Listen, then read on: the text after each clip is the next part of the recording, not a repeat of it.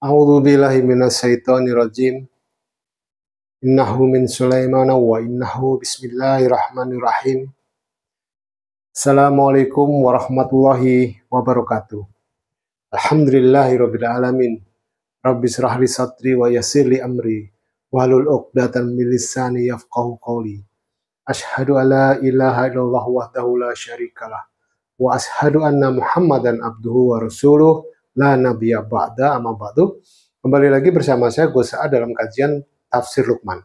Kali ini kita tidak akan pusing-pusing untuk berhitung ya.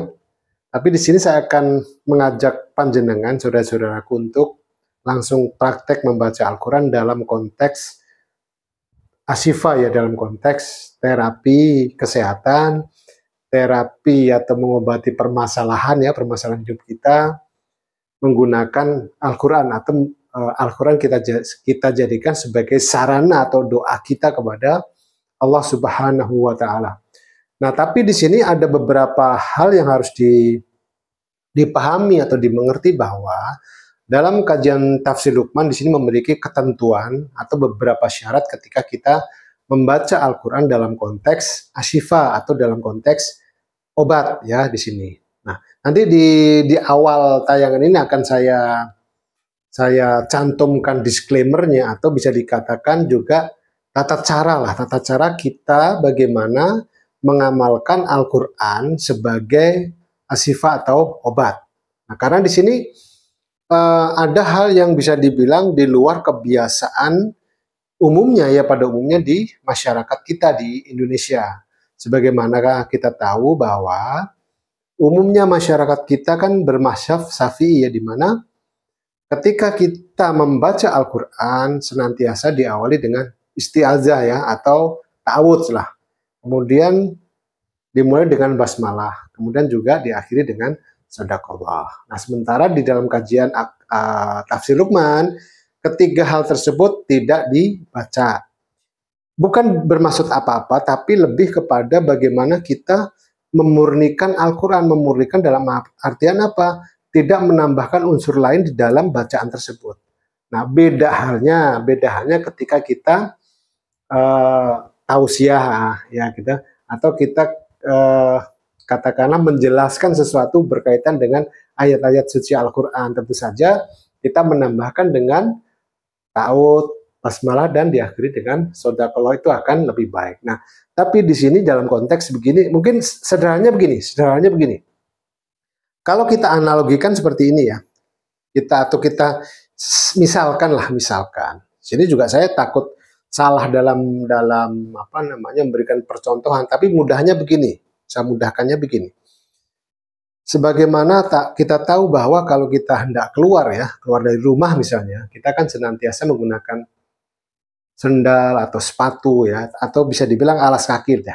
Tapi ketika kita masuk ke dalam masjid ya, kita kan melepas sendal kita, melepas sepatu kita, atau melepas alas kaki kita.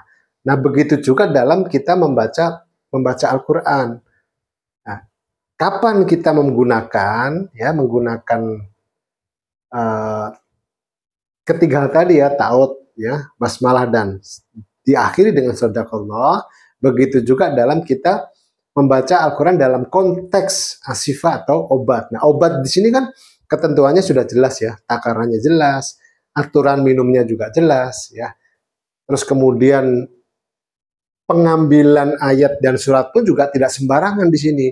Nah, guru kami itu ketika memberikan amalan atau bacaan ini sudah melalui sebuah proses, bisa dikatakan itu beliau melakukan sebuah riyadhah ya, melakukan sebuah katakanlah itu proses pencarian beliau yang tidak sebentar gitu. Ya. Nah, di sini saya akan ada tiga pola ya, mungkin ya, tiga pola bacaan kalau kita menyebutnya ya. Kalau amalan ya, mungkin di kalangan pesantren itu umumnya disebut dengan amalan.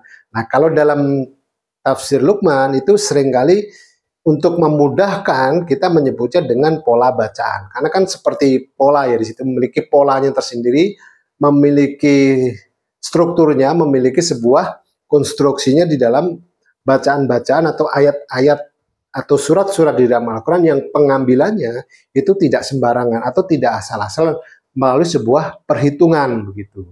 Nah, di sini yang pertama itu nanti saya akan bagikan, atau kalau dalam bahasa pesantrennya diijazahkan lah ya. Itu yang pertama adalah bacaan untuk cuci darah. Ya, pola bacaan untuk cuci darah. Di mana kita tahu untuk sekali cuci darah kan mahal sekali ya. Nah, di sini insya Allah nanti akan saya bagikan ya polanya yang pertama, dan juga aturan bacanya ya, sebagaimana obat ya memiliki aturan bacanya dan juga dosisnya atau takarannya.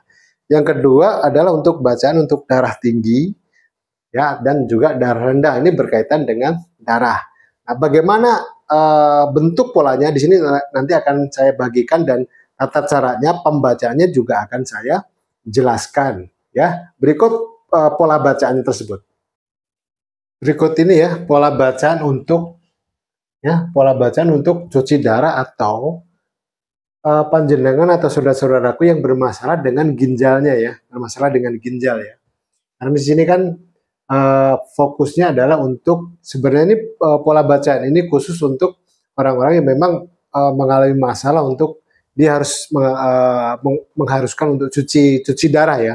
Tapi bagi yang sehat juga tidak masalah sebenarnya untuk membaca ini, yaitu tujuannya adalah untuk membersihkan, dalam tanda kutip, membersihkan darah kita ya, membersihkan darah kita dari istilahnya hal-hal yang buruk yang terkandung di dalam aliran darah kita ya.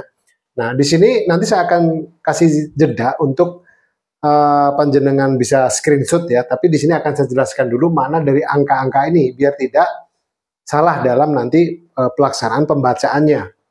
Nah, angka yang di sini ya, angka 16 ya, 16 di sini, 16 ya, 9 ini sama 9 semua. Di sini adalah angka yang di depan sini, ini merujuk atau menunjukkan nomor surat ya. Sekali lagi, angka yang di depan menunjukkan nomor surat. Artinya bahwa ini surat ke-16 ya, surat ke-16. Nah, yang di belakangnya titik 1 sampai 16. Nah, ini adalah ayatnya.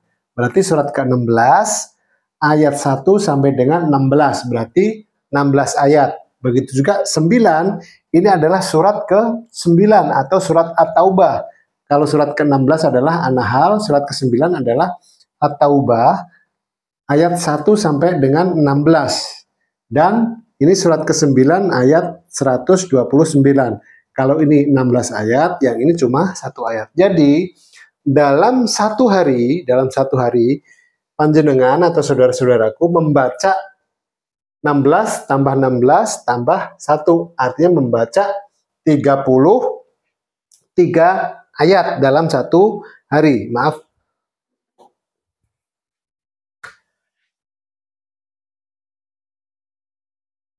Ya.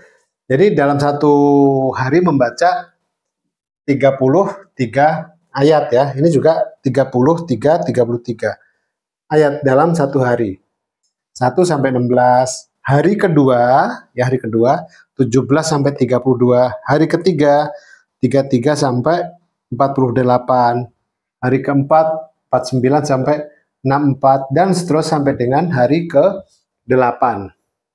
Adapun cara membacanya adalah dibaca setiap hari selama 8 hari. Ini kan ya, ada 8 hari. Tidak boleh terlewat hari ya.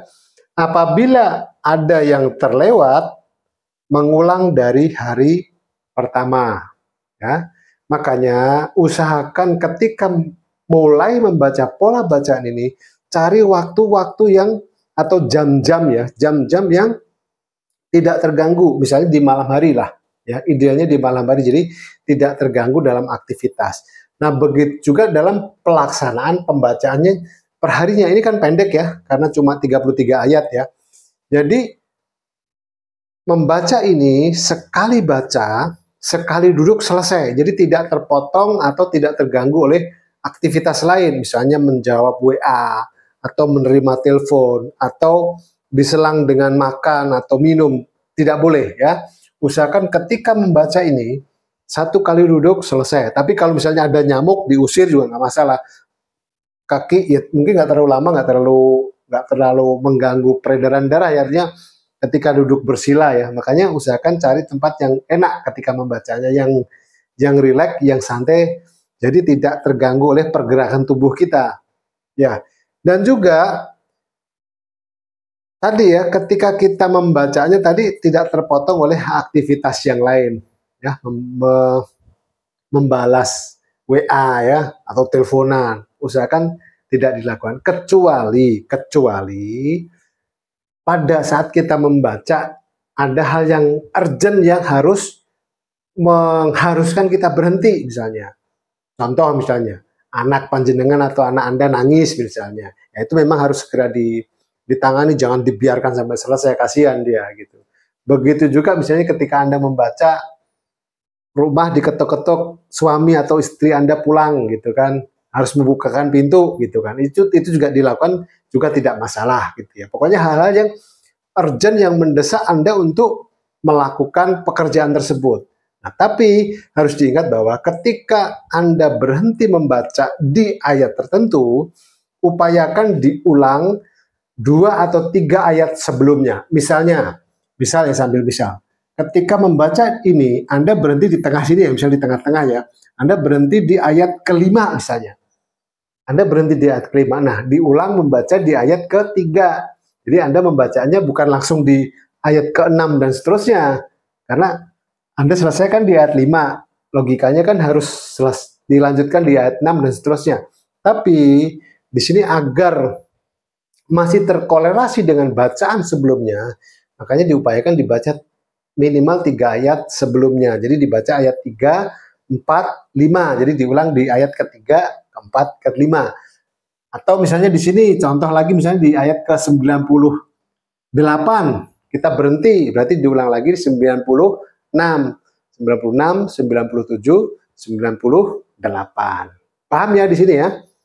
Ya mudah-mudahan jelas ya, karena ayat ini juga nggak terlalu panjang, cuma 33 ayat. Nah, kemudian setelah Anda selesai membaca 8 hari, ya kalau Anda merasa ingin mengulang, usahakan jedanya 8 hari. Ya, usahakan dijeda 8 hari. Misalnya Anda selesai sekarang di hari Minggu misalnya. Nah, berarti kan dihitung aja Minggu selesai kan. Berarti kan Minggu, Senin, Selasa, Rabu, Kamis, Jumat, Sabtu, Minggu lagi. Nah, berarti Anda bisa memulai di hari Minggu atau hari Seninnya gitu. Ya, hari Minggu atau hari Seninnya. Jadi minimal jeda 8 hari atau dibaca di hari ke-9 nggak apa-apa, di hari ke-10 nggak apa-apa. Jadi jangan terlalu mepet. Misalnya Anda selesai di 8 hari selesai, terus kemudian besoknya hari ke-9 lah katakanlah gitu, Anda memulai membaca di hari pertama. Jangan, kasih jeda. Dalam artian apa?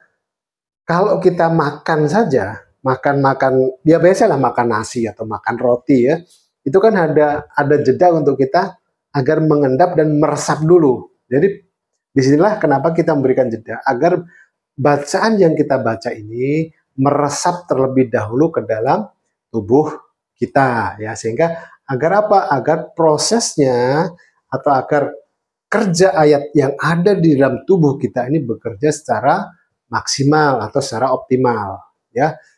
Mudah-mudahan paham ya. Nanti kalau belum paham bisa ditanyakan di kolom komentar atau di email yang sudah saya tuangkan sebelumnya ya.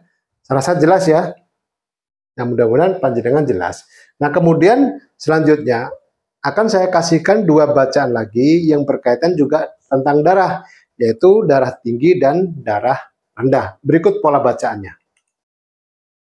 Maaf, ada yang terlupa. Sebelum saya memulai pola bacaan yang baru, yaitu pola bacaan untuk darah rendah dan darah tinggi, ini saya kasih waktu panjenengan untuk di screenshot. Tapi saya sarankan sih, Anda baiknya Anda tidak melakukan screenshot, tapi ditulis gitu, ditulis tangan, ya, ditulis dengan tulisan panjenengan sendiri. Jelek juga tidak masalah gitu. Misalnya di situ kan saya tuangkan 16, 1 sampai 19. Ada baiknya Anda menulis sesuai dengan urutan suratnya 16, suratnya An-Nahl. Ya, Anda tulis saja surat An-Nahl ayat 1 sampai 16 dan seterusnya begitu ya. Begitu juga di surat At-Taubah dan seterusnya. Ya. Berikut pola bacanya ya. Yang di sebelah kiri pola bacaan untuk darah tinggi dan sebelah kanan adalah pola bacaan untuk darah rendah. Nah, seperti sebelumnya, angka yang di depan ya, di situ nomor 1, urutan nomor 1, yang untuk darah tinggi ya, 94, 11, 95, 97, 98, 105, 99, 111, 102, 113. Nah, di situ adalah nomor surat ya, nomor surat. Sekali lagi adalah nomor surat. Misalnya 94 berarti suratnya adalah Alam Nasroh ya. Surat ke-11 adalah Hud. Surat ke-95 adalah Atin. Surat ke-97 adalah Al-Qadar dan seterusnya ya. Nah, begitu juga yang di sebelah kanan bacaan darah rendah ya. 11, 94, 97, 95 dan seterusnya sampai 102. Angka yang di sebelah kiri adalah nomor surat, yang di sebelah kanan adalah ayatnya. Di situ ayat 1 sampai 8 dan ayat 1 sampai dengan 5. Di sini panjenengan bisa di screenshot ya, di screenshot. Nah, sekali lagi saya sarankan alangkah baiknya kalau panjenengan menulisnya, ditulis ya. Jadi paling tidak ya sekaligus belajar menulis lah, belajar menulis surat-surat dalam Al-Quran itu salah satu bentuk interaksinya ya di sini ya. Ya. Dan di sini juga untuk diketahui ya, diketahui di sini kan pola bacaan darah tinggi di sini adalah untuk penderita penyakit darah tinggi. Jadi panjenengan atau saudara-saudaraku yang memiliki masalah darah tinggi ya, darah tinggi, di sini yang dibaca adalah yang darah tinggi, bukan yang di sini ya.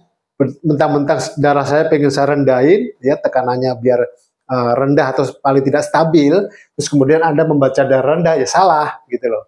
Anda harus membacanya yang di sini ya. Nah, kalau Anda memiliki darah rendah, memiliki kecenderungan darah rendah sering lemas, sering pusing ya, anemia lah katakanlah gitu ya. Nah, Anda bisa membaca yang darah rendah ini, jangan membaca yang di sini, salah ya. Jadi sekali lagi saya tekankan, bagi penderita atau Anda yang memiliki masalah darah tinggi, bacanya yang pola bacaan untuk darah tinggi sini. Nah, sini pola bacaan untuk darah rendah, Anda membacanya untuk masalah Anda yang memiliki masalah dengan tekanan darah rendah, tekanan darah Anda rendah gitu ya. Jangan sampai salah atau jangan sampai terbalik ya. Nah, pola bacaan ini bisa diamalkan setiap hari. Nah, ini bisa dibaca setiap hari atau sesuai kebutuhan Anda ya. Kalau dirasa kok saya kayaknya tekanan darah saya lagi tinggi deh. Nah, Anda membacanya ini. Ya, jangan yang di sini tapi membaca yang ini. Kok tekanan darah saya tinggi ya? Anda membaca yang ini. Nah, tapi sebaliknya kok tekanan darah saya rendah sekali ya? Anda membacanya yang sebelah sini ya. Jangan sampai terbalik ya. Nah, di sini kalau kita amati, kalau panjenengan amati, di sini kan hanya perubahan letak saja ya. Sebenarnya suratnya sama, surat-suratnya sama persis kedua suratnya. Hanya perbedaan posisi saja, posisi. Nah, jadi kalau kita amati, di sini suratnya adalah 94 Alam Nasroh ya, jumlahnya 8. Dia diletakkan paling awal. Kemudian setelahnya adalah Hud ayat 1 sampai dengan 5 ya. Nah, di sini Hudnya di atas 5. Nah, kalau panjenengan amati ya, di sini untuk darah tinggi adalah apa? 85, 85, 85, 85, 85. Nah, kalau yang darah rendah di sini adalah 5, 8, 5, 8, 5, 8, 5, 8, 5, 8. Di sini 85, di sini adalah 5, 8. Nah, kenapa diambil surat-surat ini juga memiliki alasan, memiliki dasarnya. Ya, karena apa? Kenapa diambil 8 ayat atau surat-surat dalam Al-Quran yang memiliki jumlah ayat 8? Karena dalam tafsir Luqman, ayat ke-8 kan artinya darah. Nah, makanya diambil ayat-ayat yang berhubungan dengan atau ayat-ayat yang memiliki surat-surat yang memiliki jumlah ayatnya 8. Ini 8 ayat semua. Ya. Nah, sedangkan 5 ayat di sini ini sebenarnya diambil dari Hud di sini. Ya. Nah, Hud di sini. Kenapa diambil kuncinya adalah Hud? Dalamnya ini kalau sekali lagi bicara tentang simbolis ya. Surat-surat Al-Qur'an itu juga merupakan simbol-simbol ya. Simbol-simbol. Dalam tafsir Luqman, Hud di sini itu simbolisasi tanah. Yang disimbolisasinya adalah tanah ya, atau katakanlah menggambarkan tentang tanah di sini.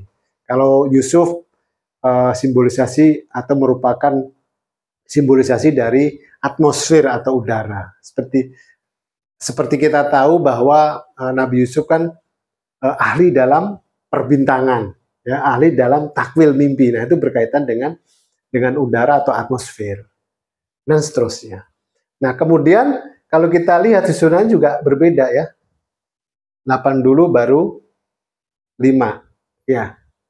Ya karena kalau bisa dibilang posisinya ya, posisinya di sini kan 8 dulu baru 5. Makanya di sini 5 dulu baru 8 karena rendah ya di sini. Sebenarnya jadi bisa dibilang bahwa dari pola atau susunan surat-surat ini di sini kan bisa kita lihat ya bahwa perubahan susunan saja ya, perubahan susunan saja itu bisa mempengaruhi gitu.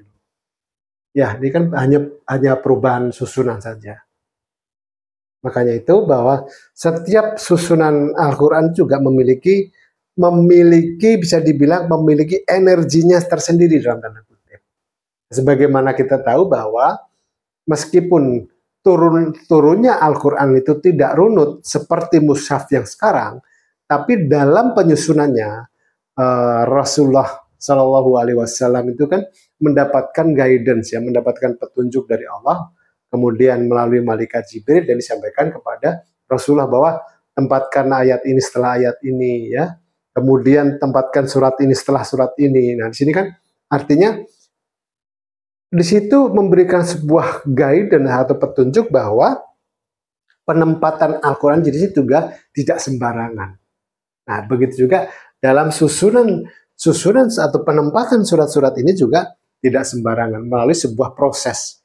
Nah ya, dalam hal ini tentu saja Pak Lukman Abdul Qohar sebagai guru kami ya, itu menemukan pola baca ini juga tidak sembarangan, melalui sebuah proses yang panjang. Belasan tahun beliau menggali dan mempelajari Al-Quran di sini.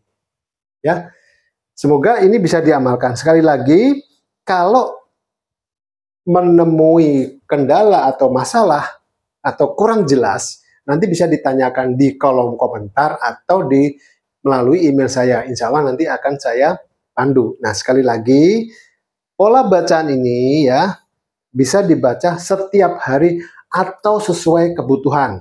Ya, sekali lagi saya ulang, bisa dibaca setiap hari atau sesuai kebutuhan. Apabila darah Anda sudah normal ya, dalam istilahnya itu secara, kan ada tensinya ya, alat ukurnya ya, ada alat ukur itu normal ya, nggak perlu dibaca lagi gitu loh. Ya, seperti saya bilang tadi, kok tekanan darah saya tinggi ya, Anda baca yang ini.